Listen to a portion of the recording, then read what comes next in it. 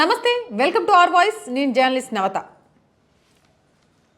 CAA దీనికి సంబంధించి కేంద్ర ప్రభుత్వం చాలా క్లియర్గా చెప్పినా కూడా ఇంకా దీన్ని పక్కదోవ పట్టిస్తూ ఓటు బ్యాంకు రాజకీయాలు చేస్తున్న పార్టీలు అనేకం ఉన్నాయి. సిఏఏ వల్ల జరుగుతాయి ప్రయోజనాలు అని చెప్తే కాదు, ఇక్కడ ముస్లింలకు అన్యాయం జరుగుద్దని, ఇక్కడ దేశంలో పెను చిచ్చు రగులుతుందని కొంతమంది కొన్ని రాజకీయ పార్టీలు విష ప్రచారం చేస్తున్నాయి. అసలు సిఏఏ ఏంటి అనేది తెలుసుకోవాలంటే మన ఛానల్లో సిఏఏకి సంబంధించిన పూర్తి వీడియో ఉంది, చూడొచ్చు. అయినా కూడా చిన్న సమాచారం మీకు అందిస్తాను. ఏంటి అంటే, ఆఫ్ఘనిస్తాన్, బంగ్లాదేశ్, పాకిస్తాన్ నుంచి అక్రమంగా చొరబడిన లేదా శరణార్థులుగా వచ్చిన హిందువులు, క్రిస్టియన్లు, బౌద్ధులు, జైనులు, పార్షులకు డిసెంబర్ 31, 2014 పౌరసత్వం, భారత పౌరసత్వం ఇవ్వడానికి ఇక్కడ ప్రభుత్వానికి ఎలాంటి అభ్యంతరము లేదు. కానీ ముస్లింలకు మాత్రం ఇక్కడ పౌరసత్వం ఇవ్వం. ఇది సిఏఏ. ఎందుకు ఈ పార్షియాలిటీ? ఎందుకు ముస్లింల విషయంలో భారత్ ముస్లింలను వ్యతిరేకిస్తుంది అనే నినాదాన్ని ఓటు బ్యాంక్ రాజకీయాల కోసం ప్రజల్లోకి తీసుకెళ్లే ప్రయత్నం చేస్తున్నారు. ఇక్కడ మనం ఆలోచించాల్సింది ఏంటంటే, బంగ్లాదేశ్లో ఎవరుంటారు? ముస్లింలు. ఆఫ్ఘనిస్తాన్లో ఎవరుంటారు?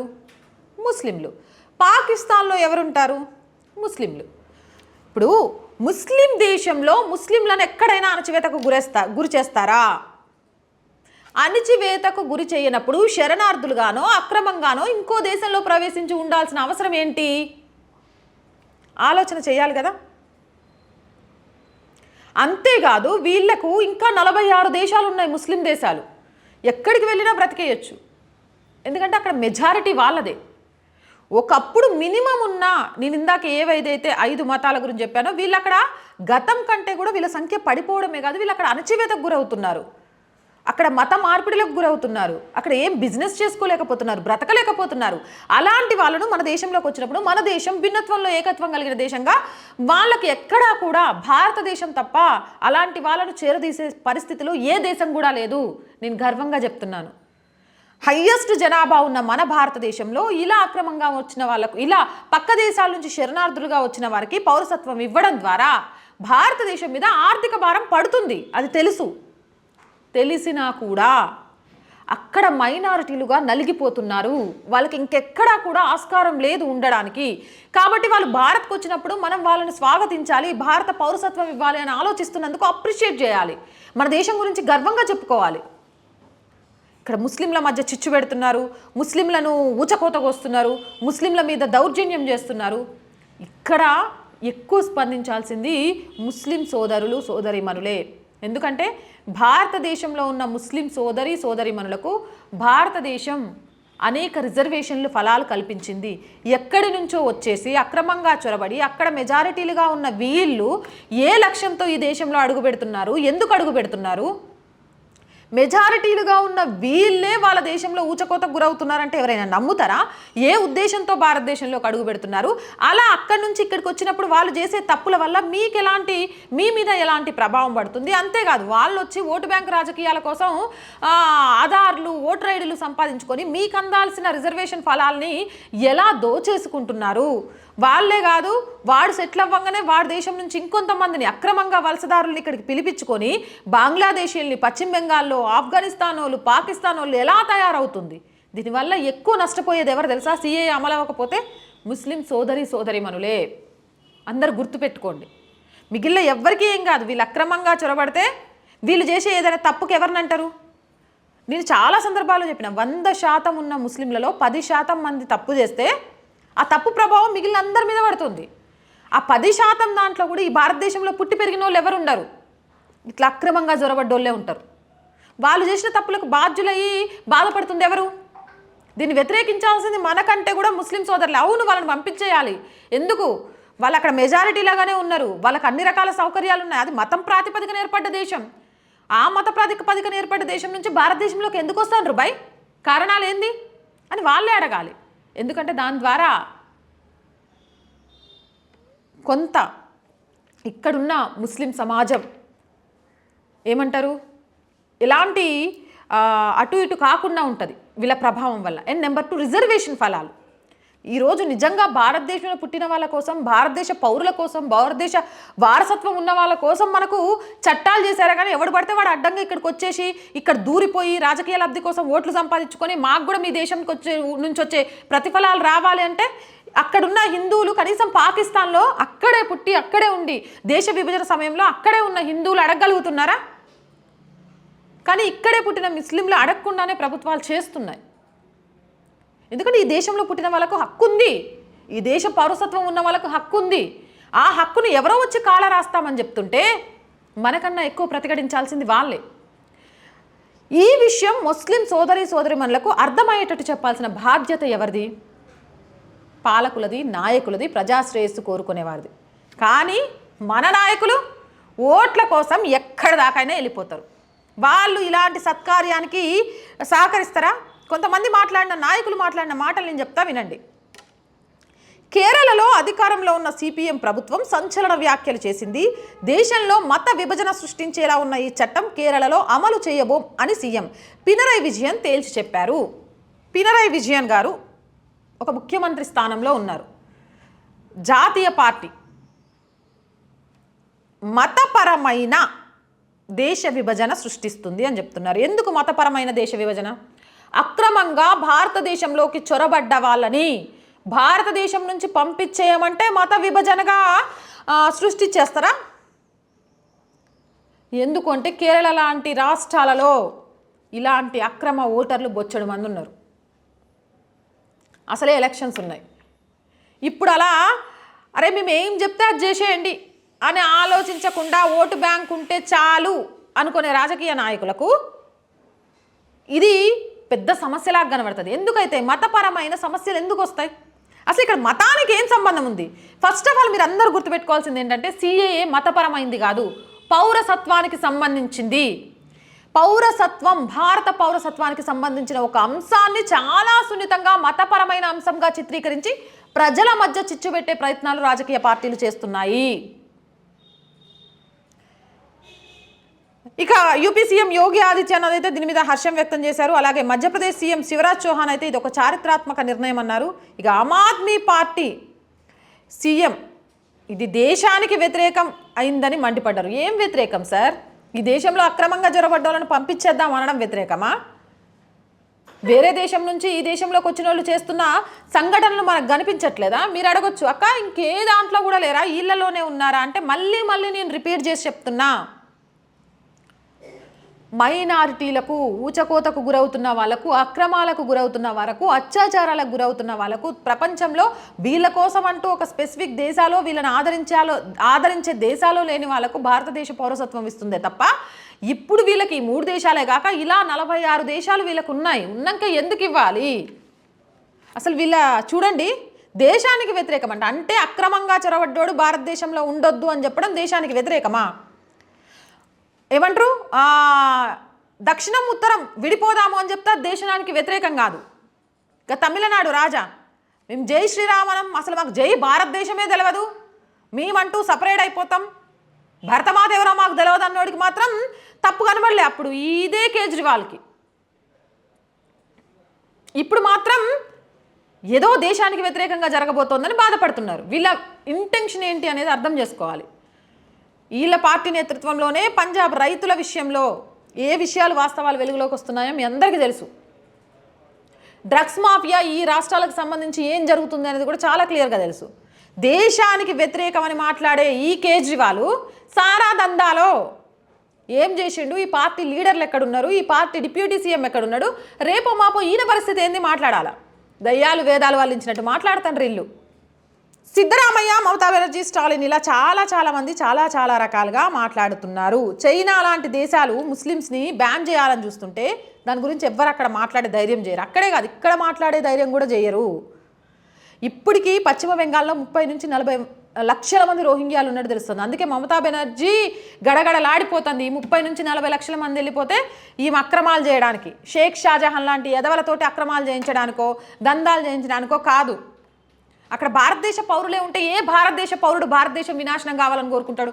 ఏ భారతదేశ పౌరుడు భారతదేశంలో ఉగ్రవాదం పెంచాలని కోరుకుంటాడు? ఏ భారతదేశ పౌరుడు భారతదేశంలో చిచ్చు పెట్టాలని కోరుకుంటాడు? కోరుకోలేరు. అలా కోరుకోలేనప్పుడు ఇలా రాజకీయ పబ్బాలు ఎలా గలుస్తాయి? గలవో కదా.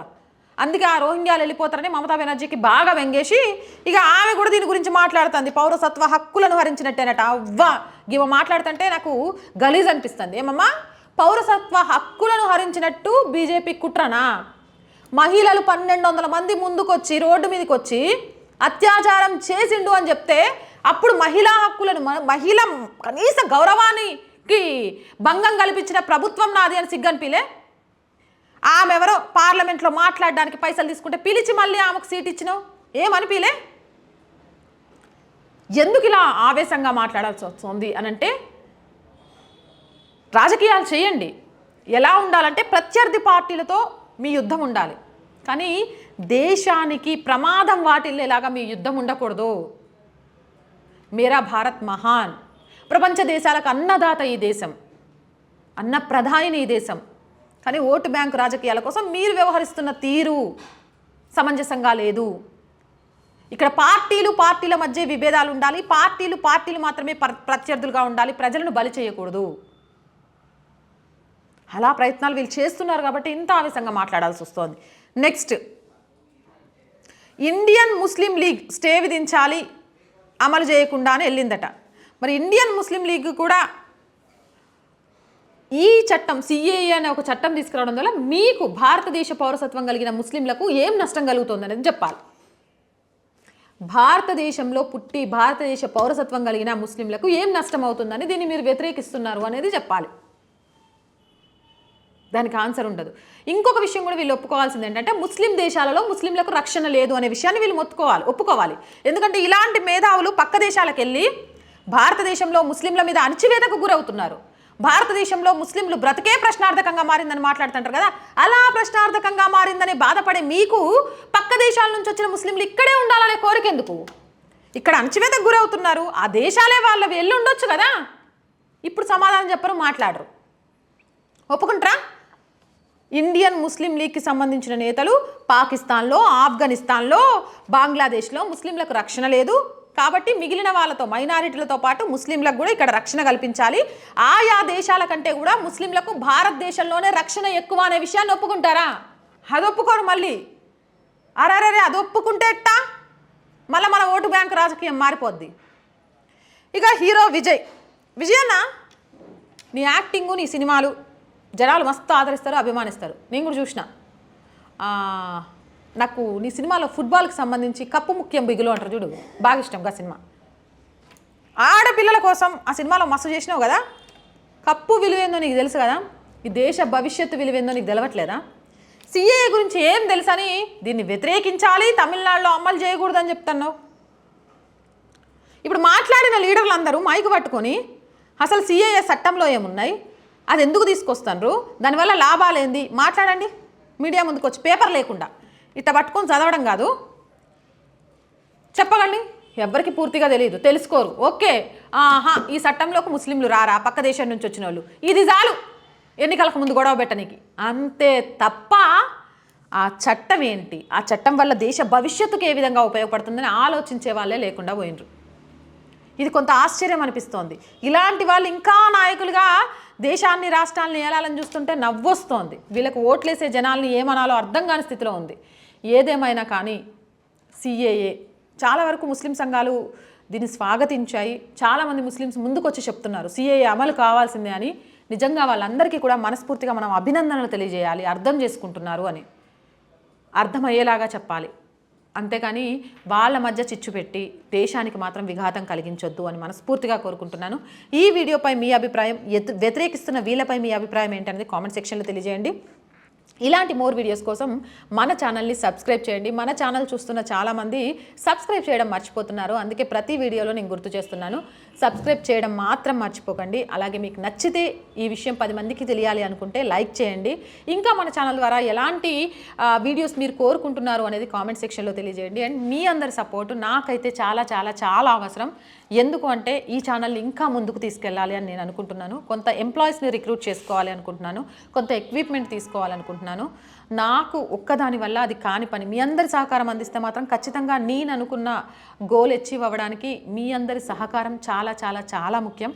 మీకు వీలైన సహాయం మన ఛానల్కి చేయడం ద్వారా మనందరం కూడా దేశాన్ని రక్షించడానికి, దేశంలో అల్లర్లు సృష్టించడానికి ప్రయత్నం చేస్తున్న వాళ్ళకి చెక్ పెట్టడానికి, మంచి మంచి విషయాల్ని యువతతో పాటు ప్రతి ఒక్కరికి అర్థమయ్యేలాగా చెప్పడాన్ని, భారతదేశం యొక్క ఔన్నత్యం ఎవరెస్ట్ అంత ఎత్తులో ఉంది, పక్కనోడు మాట్లాడిన మాటలు పట్టించుకోవాల్సిన అవసరం లేదు అని చెప్పడానికి సహకరించిన వాళ్ళు అవుతారు. సబ్స్క్రిప్షన్ పక్కన జాయిన్ అనే బటన్ కనిపిస్తుంది. 1 to 5 లెవెల్స్ ఉంటాయి, అక్కడైనా సహకరించవచ్చు. చాలామంది మెసేజ్లు చేస్తున్నారు, అది ఎలానో ఓపెన్ చేయడం మాకు అర్థం కావట్లేదు అని. స్క్రీన్ మీద దానికోసమే PhonePe, Google pay number, account details కూడా ఇచ్చాము. మీరు చేసే ప్రతి ఒక్క రూపాయి కూడా ఖచ్చితంగా మన ఛానల్ డెవలప్మెంట్కే యూజ్ చేస్తాం. అండ్ నిన్న నాకు ఒక అన్న కామెంట్ చేశాడు, అన్న పేరు నిన్న కామెంట్ గుర్తులేదు కానీ నేను చెప్తాను. మీకైతే మనస్ఫూర్తిగా ధన్యవాదాలు అన్న. ఆ అన్న ఫిజికల్లీ హ్యాండిక్యాప్డ్, బట్ అన్న నా వీడియోలు ప్రతి ఒక్కటి మిస్ అవ్వకుండా చూస్తాడట. ఆ అన్నకి నా వీడియోస్ చూసిన తర్వాత ఒక ఆడపిల్ల ఇలా కష్టపడుతుంది, ఏదో ఒక సహాయం చేయాలనిపించిందట. కానీ ఆయనే ఒకళ్ళ మీద డిపెండెడ్గా ఉన్నాడట. ఆ అన్నకు నేను ఆల్రెడీ మెసేజ్ రిప్లై ఇచ్చాను. మళ్ళీ మీ అందరి ముఖంగా అలాంటి అన్నలందరికీ మనస్ఫూర్తిగా చేతులెత్తి నమస్కారం చేస్తున్నాను. అంటే మీకు ఏమీ లేకపోయినా ఒక ఆడపిల్ల కష్టపడుతోంది, సపోర్ట్ చేయాలని మీరు అందరూ ముందుకు రావడం చాలా సంతోషంగా ఉంది. అన్న మీలాంటి వాళ్ళు ఈ చెల్లెకి సపోర్ట్ చేయాలి అనుకుంటే మీకు తెలిసిన వాళ్ళందరితో మన ఛానల్ సబ్స్క్రిప్షన్ చేయించండి. మీరందరూ కష్టపడుతూ నాకు సహాయం చేస్తూ నన్ను ఎదిగేలాగా చేయమని నేను చెప్పట్లేదు. కాబట్టి చాలా దారులు ఉన్నాయి మన ఛానల్ని ఎంకరేజ్ చేయడానికి. ఏదో ఒక విధంగా ఎంకరేజ్ చేస్తే చాలు. అండ్ ఎంకరేజ్ చేస్తూ నాకు సహకరిస్తూ రూపాయి నుంచి ఎంత అయినా చేస్తున్న ప్రతి ఒక్కరికి కూడా మనస్ఫూర్తిగా చేతులెత్తి నమస్కారాలు తెలియజేస్తున్నాను. Thank you so much. ఎప్పుడు మీరు అందరూ ఇలానే ఆదరించాలి, అభిమానించాలని మనస్ఫూర్తిగా కోరుకుంటున్నాను.